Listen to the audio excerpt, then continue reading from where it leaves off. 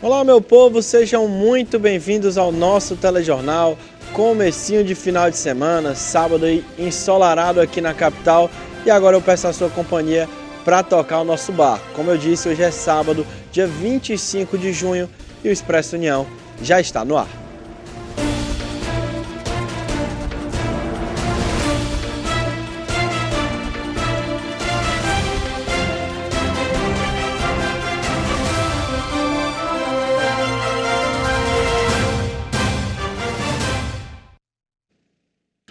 Sejam bem-vindos novamente, eu já começo o jornal de hoje convidando você para acompanhar o nosso Expresso União de onde você estiver. Ao mesmo tempo que eu estou aqui apresentando, a gente está sendo transmitido na nossa plataforma de vídeo na internet, como você está vendo aí na sua tela. Segue aí um passo a passo, que é para não ter perigo de você se perder no caminho. O primeiro deles é se inscrever no canal da Rede União. E aí depois você pode acessar nossos arquivos, conteúdos anteriores e, claro, toda a nossa programação ao vivo. Tá vendo como é muito simples? Pois fica a dica para você aí de casa não perder mais nada da nossa programação.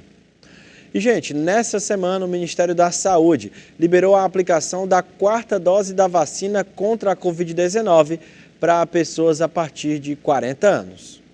Em coletiva de imprensa realizada nesta segunda-feira, o Ministério da Saúde divulgou a nova etapa de vacinação contra a Covid-19.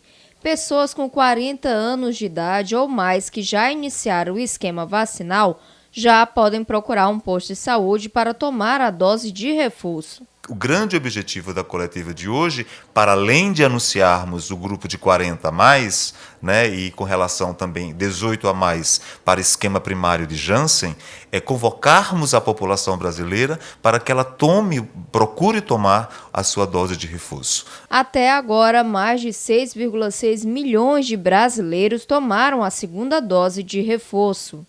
A segunda dose de reforço, por trás desse processo, tem todo um processo técnico, um processo bem embasado, um processo bem discutido de evidências. Nós temos o nosso comitê técnico de assessoramento, todas as nossas decisões são tomadas com base em notas técnicas submetidas ao crivo desse comitê. Após essas recomendações, então, nós avaliamos o que foi dito e só então a gente vem aqui incorporar definitivamente e divulgar ao público. O Ministério da Saúde já distribuiu mais de 518 milhões de doses das vacinas contra a Covid-19, garantindo a proteção de 77% da população brasileira com as 2 doses. De acordo com a pasta, reforçar a imunização é importante para evitar casos graves e óbitos por Covid-19. Chegamos oficialmente ao fim da emergência, oficialmente. Mas a vacinação ela continua, ela precisa continuar, nós não podemos relaxar, nós não podemos descansar enquanto cada brasileiro tenha a sua vacina no braço. Este é o esforço deste Ministério, este é o esforço deste governo para que nós possamos ter vacina no braço de cada brasileiro. E, gente, a partir de segunda-feira, Fortaleza vai ter 6 novos centros de testagem gratuita para a Covid-19. O foco é em usuários assintomáticos. De acordo com a Prefeitura, os testes atenderão pessoas que não apresentam sintomas gripais, incluindo aqueles que tiveram contato com pessoas que testaram positivo para a Covid-19, que estão infectadas com o vírus sem a necessidade de avaliação médica. Os exames serão do tipo antígeno, que é aquele em que o resultado sai rapidinho, em poucos minutos. A testagem gratuita para pacientes sintomáticos continuará disponível nos 116 postos de saúde da capital. O atendimento nos novos centros será de segunda a quinta, das 8 da manhã ao meio-dia e das 13 horas às 5 horas da tarde. E às sextas-feiras vai funcionar só de manhã, das 8 horas da manhã até meio-dia, nos 6 postos de saúde. E, gente, um levantamento realizado pelo Conselho Regional de Farmácia do Estado de São Paulo revelou a escassez de medicamentos, tanto na rede privada quanto na pública. Mas essa falta de medicamentos também é sentida em outros estados do país. Segundo o levantamento do Conselho Regional de Farmácia do Estado de São Paulo, mostrou que 98,5% dos profissionais apontam falta de medicamento nas redes privada e pública de farmácias e estabelecimentos de saúde do Estado. Segundo a doutora Arlândia Nobre, presidente do Conselho Regional de Farmácia do Ceará, alguns fatores contribuem com este problema. A que a gente pode atribuir essa falta de medicamentos? Muito provavelmente ao acesso aos insumos. A matéria-prima ela é oriunda do mercado exterior e aí há um processo de compra que demanda um tempo e isso impacta, sem sombra de dúvida, na produção, no desenvolvimento desses medicamentos no território nacional. Então essa é uma das explicações para a falta de medicamentos, seria o desabastecimento do mercado nacional com a matéria-prima, com esses insumos. A presidente do Conselho Regional de Farmácia do Ceará citou quais medicamentos vêm apresentando falta no Brasil. Temos observado uma falta de medicamentos tanto no setor público como no setor privado. O maior número de medicamentos em falta está na classe dos expectorantes, mucolíticos, muito usado nesse período de síndrome gripal, analgésicos e também os antihistamínicos, que são os antialérgicos. Além da falta de matéria-prima, a alta demanda nos postos de saúde pode ocasionar a escassez dos medicamentos. A outra possibilidade é o aumento da demanda. A gente tem percebido um aumento significativo do número de síndromes gripais causadas pela Covid ou não, que tem demandado o uso desses produtos. Então é possível que pela demanda aumentada, pelos os casos de gripes e resfriados, haja uma procura maior e isso acaba levando a um desabastecimento. Então a gente orienta, os nossos pacientes a procurarem o farmacêutico nas farmácias e drogarias, justamente para terem a orientação sobre o acesso e o uso racional desses produtos. E o Ministério da Saúde informou que a partir de hoje, os estados e municípios poderão ampliar a campanha contra a gripe para toda a população a partir de 6 meses de vida, enquanto durarem os estoques da vacina contra a influenza. Segundo o Ministério, a ideia é que a ampliação na vacinação evite casos de complicações decorrentes da doença e impeça eventuais mortes e uma possível pressão sobre o sistema de saúde. Até o momento, a mobilização contra a doença atingiu 53,5% de cobertura vacinal. Quem faz parte do público-alvo e ainda não se imunizou também poderá se vacinar após a ampliação da campanha. Para tomar o imunizante da gripe, basta ir a qualquer posto de vacinação. E você aí de casa, sabe a importância de cuidar da sua saúde auditiva? Fique atento, pois sons com volume acima do permitido resultam em danos à sua saúde auditiva.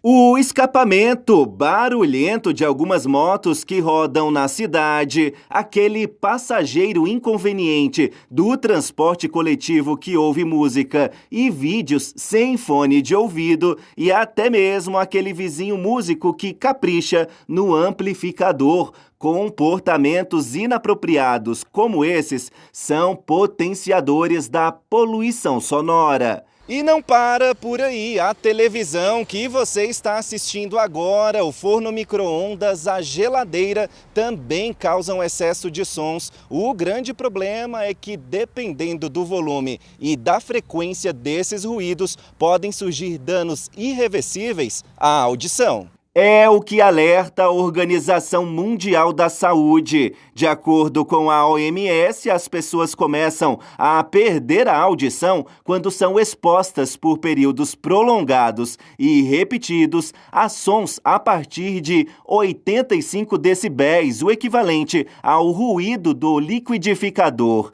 Na escala de decibéis é possível ver que o tic-tac do relógio e sussurro têm sons menos ofensivos. O aspirador de pó se aproxima do tolerável, já o barulho de shows, boates, bares, arma de fogo e fogos de artifícios são os mais ofensivos à saúde auditiva. Ainda segundo a OMS, a poluição sonora é considerada uma das que mais afeta o meio ambiente, perdendo apenas para a poluição do ar e da água. Para alguns ambientalistas europeus, europeus, já é considerada a forma mais prejudicial à saúde humana. Por isso, as leis sobre o assunto são importantes. No Brasil, a legislação sobre a poluição sonora cabe aos municípios, portanto, é função da prefeitura de cada cidade criar regras de silêncio e fiscalizar para que sejam cumpridas. Entre as leis federais está a Lei dos Crimes Ambientais de fevereiro de 1998.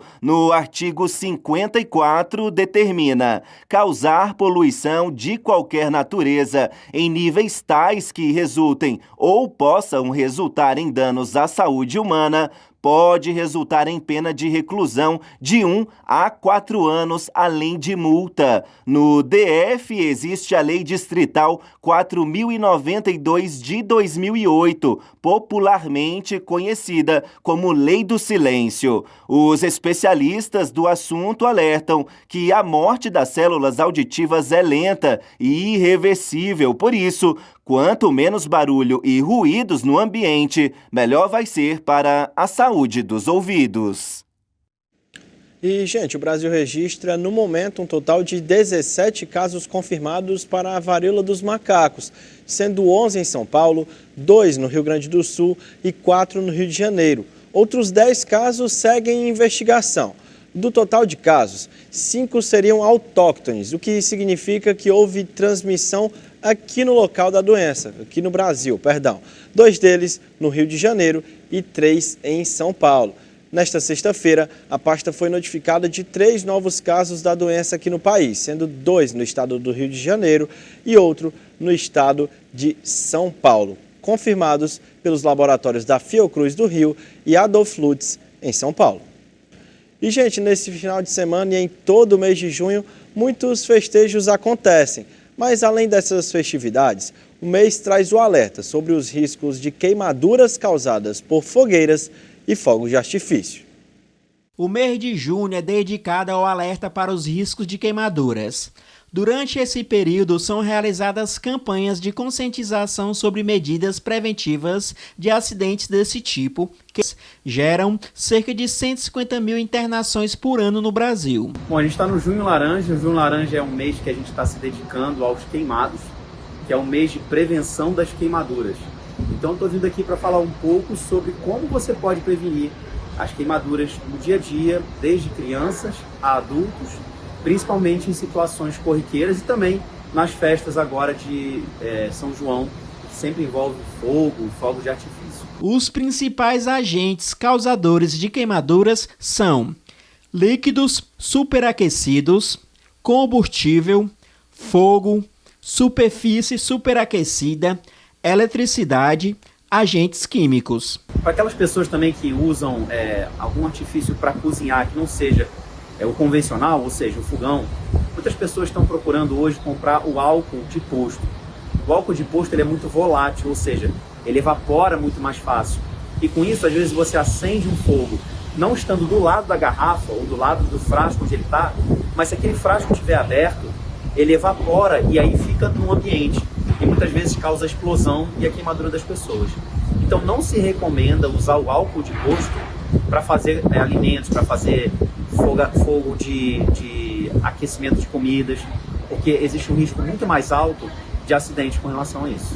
Nesse momento de São João, o médico Ítalo Santos ressaltou os cuidados com as fogueiras. Para você que quer curtir o São João, que quer curtir a fogueira e os fogos de artifício, que tome sempre muito cuidado, que as fogueiras sejam feitas em locais que as crianças não tenham fácil acesso, que tenha alguma barreira de proteção e que os fogos de artifício sejam também colocados à distância, nunca usando isso na mão, e colocando de maneira isolada da maior parte das pessoas. Assim pode-se evitar acidentes e complicações muito graves que muitas vezes a gente recebe aqui em períodos como esses. E mais uma vez eu afirmo que junto comigo e com a nossa equipe você pode sim fazer parte do nosso jornalismo. Aqui nós temos 2 canais diretos com vocês aí de casa. O primeiro é o nosso número de WhatsApp, que é o DDD 85 98101 0984. É esse mesmo que está aparecendo aqui na sua tela. E para quem prefere o e-mail, a gente também tem para você. Acesse jornalismo@redeunião.com.br, Por lá você pode mandar sugestões de pauta, denúncias, elogios e toda a sua contribuição é muito bem-vinda. Agora, pessoal, nós vamos para um breve intervalo. Na volta temos mais notícias para continuar deixando você super bem informado. Não saia daí que eu volto já já.